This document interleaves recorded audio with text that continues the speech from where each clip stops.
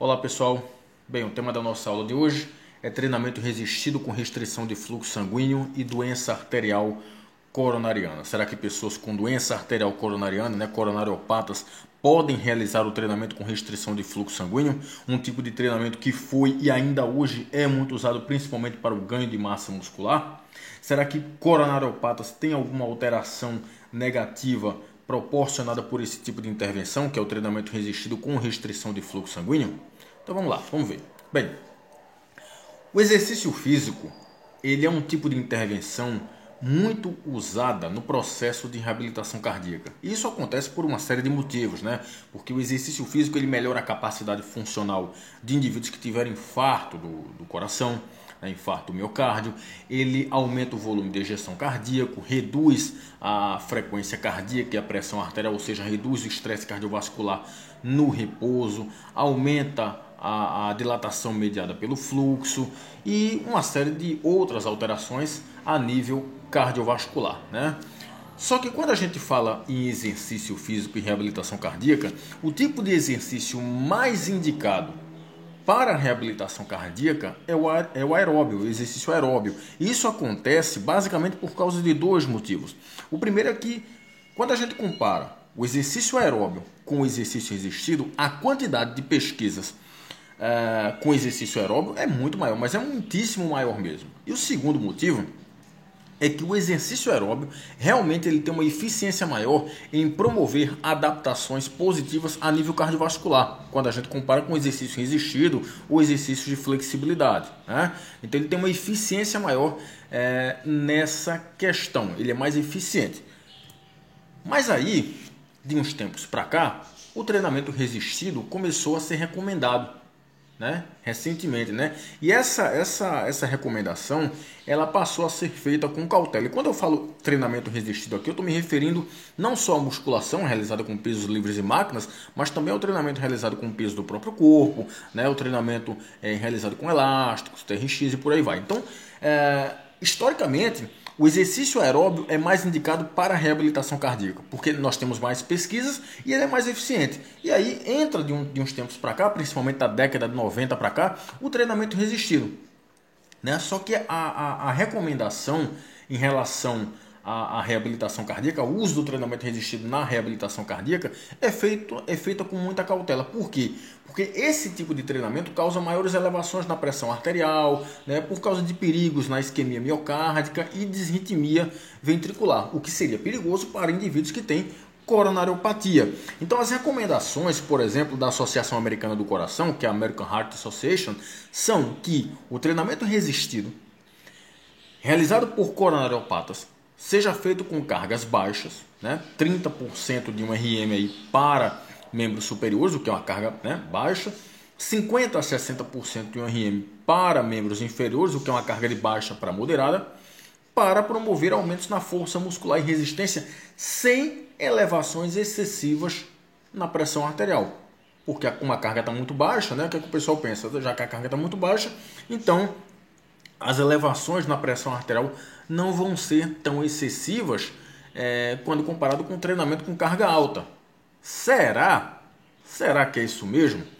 Bem, vários estudos, e aí eu posso falar de estudos publicados em vários anos, da década de 90 para cá principalmente, mostrando, por exemplo, esse estudo aí de 2016, mostrando que exercícios com carga moderada, 15% de um RM, por exemplo, causa maiores respostas hemodinâmicas comparado ao exercício com cargas mais altas, como 4 RM. Então, o exercício com menos carga e mais repetições, como 15% de RM, causa maiores respostas hemodinâmicas, maiores elevações na pressão arterial sistólica e na frequência cardíaca, do que o exercício com carga de 4 RM e com menos repetições, que é o que o pessoal geralmente tem medo de recomendar para coronariopatas. Então, essa afirmação de que cargas baixas, como 30% de um RM, 50% a 60% de RM, causam menores elevações na pressão arterial, isso não tem muito respaldo na literatura científica. Então, o que a literatura científica, na verdade, mostra, aí eu estou mostrando um outro estudo para vocês, que é o do grupo do Lamotte, em 2010 é que séries longas, e as séries longas que ele se refere aqui são com alto número de repetições, causam maiores respostas hemodinâmicas, ou seja, a tua frequência cardíaca se eleva mais e automaticamente a pressão arterial sistólica se eleva mais, promovendo maior estresse cardiovascular. Então a pergunta é, será que o treinamento com baixa carga e levado até a fadiga, por exemplo, ele realmente é mais seguro só porque tem uma carga baixa? Só porque tem uma carga mais baixa? Será? E aí entra a intervenção do treinamento resistido com restrição de fluxo sanguíneo, né? Que foi um tipo de intervenção que surgiu lá nos anos 2000 com a proposta de aumentar a força e a massa muscular principalmente. Então a gente praticamente dos anos 2000 para cá a gente não tinha dados em relação aos efeitos desse tipo de intervenção no sistema cardiovascular, né? Só recentemente é que a gente está começando a colher alguns dados e verificar algumas conclusões. Então, o treinamento com restrição de fluxo sanguíneo, ele causa menores efeitos cardiovasculares. Os efeitos cardiovasculares são mínimos, né? Ou seja, menor elevação da pressão arterial e da frequência cardíaca. Isso seria uma hipótese, né? Uma forma de sair do treinamento tradicional de 15 RM, por exemplo, sem a restrição de fluxo sanguíneo, seria usar a restrição de fluxo sanguíneo para tentar minimizar esses efeitos cardiovasculares. No entanto, esse tipo de treinamento causa maiores respostas cardiovasculares quando comparado ao treinamento com a mesma carga sem restrição de fluxo sanguíneo. Ou seja, ele eleva mais a frequência cardíaca e a pressão arterial sistólica. Portanto, o treinamento com restrição de fluxo sanguíneo, ele causa um maior estresse cardiovascular. Então você poderia pensar o seguinte, já de cara, então ele não seria indicado para um indivíduo coronariopata, né? Se ele causa um maior estresse cardiovascular, ele não seria tão indicado. Mas a próxima pergunta que a gente tem que fazer é a seguinte: em relação à segurança, será que se a gente aplicar esse modelo de intervenção em coronariopatas, eles vão apresentar alguma melhora em relação a parâmetros ligados a desempenho e à saúde, principalmente saúde cardiovascular? Bem, aí para responder essa pergunta, eu apresento para vocês esse estudo. Ele foi publicado por pesquisadores lá da Eslovênia. Esse estudo foi publicado no ano passado, 2019, publicado na Frontiers in Physiology, tá? Deixa eu só mostrar aqui para vocês, foi publicado aqui em 2019, Frontiers in Physiology, e ele é intitulado o seguinte, na verdade o título desse estudo, ele já diz para a gente o que é que o estudo vai encontrar, então ele é intitulado da seguinte forma: o exercício resistido com restrição de fluxo sanguíneo melhora a força muscular e a hemodinâmica, mas não a função vascular em pacientes com doença arterial coronariana. E aí como é que eles montaram esse estudo? Eles pegaram 24 indivíduos de 18 a 75 anos, então observem que a faixa de idade aí era bem alta, então tinham indivíduos jovens, tinham indivíduos de meia idade, tinham indivíduos idosos, e dividiram em dois grupos, Então tinha o grupo intervenção, que claro, fazia o treinamento com restrição de fluxo sanguíneo, e tinha o grupo controle que não fazia nada.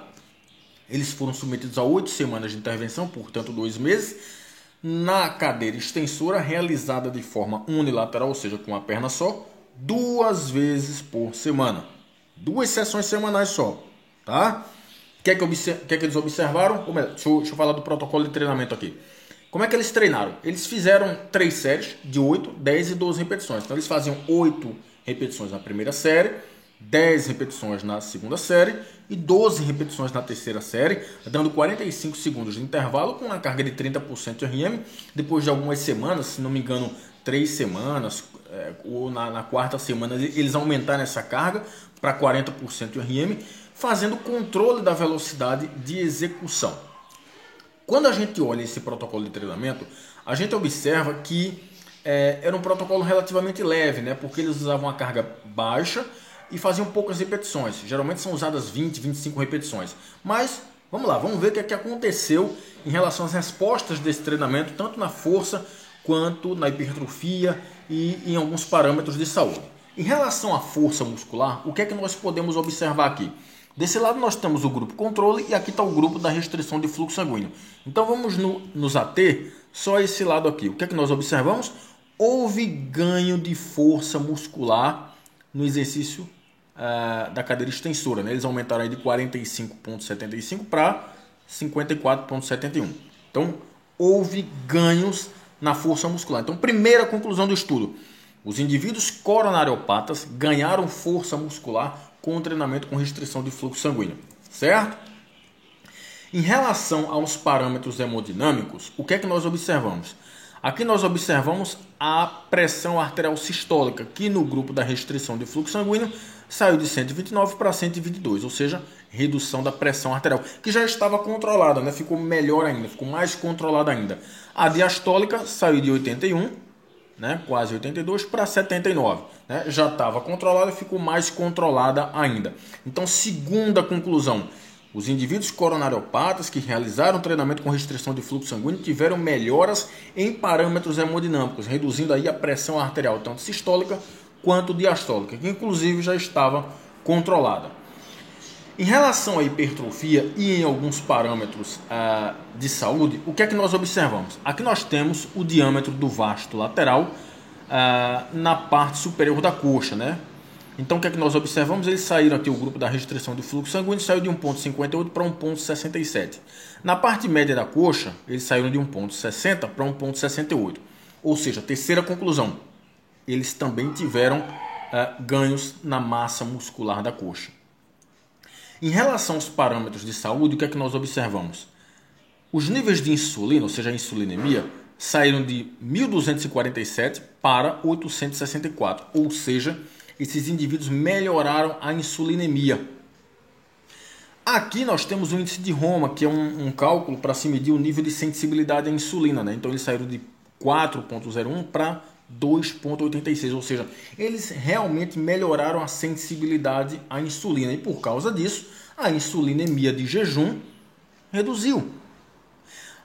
Então, quarta conclusão: esses indivíduos melhoraram parâmetros ligados à saúde metabólica, como a insulina. Aqui nós temos o fator de necrose tumoral alfa, que é um indicador do perfil inflamatório, que geralmente é alterado por pessoas com problemas cardíacos, diabetes, obesidade, câncer e outros tipos de doenças crônicas. Então, o TNF-alfa desses indivíduos reduziu de 5,8 para 4,9. Então, observe que esses indivíduos melhoraram a força, a hipertrofia, a pressão arterial sistólica e diastólica, a insulinemia, né, sensibilidade à insulina e insulinemia, e melhoraram o fator de necrose tumoral alfa, né? Aqui nós temos a dilatação mediada pelo fluxo. O fluxo sanguíneo, na verdade, quando ele é aumentado, ele faz com que os vasos se dilatam, ou seja, vasodilatação. Por isso, vasodilatação mediada pelo fluxo. Quando o fluxo sanguíneo aumentado não causa vasodilatação ou causa uma vasodilatação menor, a gente diz que a tua saúde vascular ou saúde endotelial está um pouco mais comprometida ou está comprometida.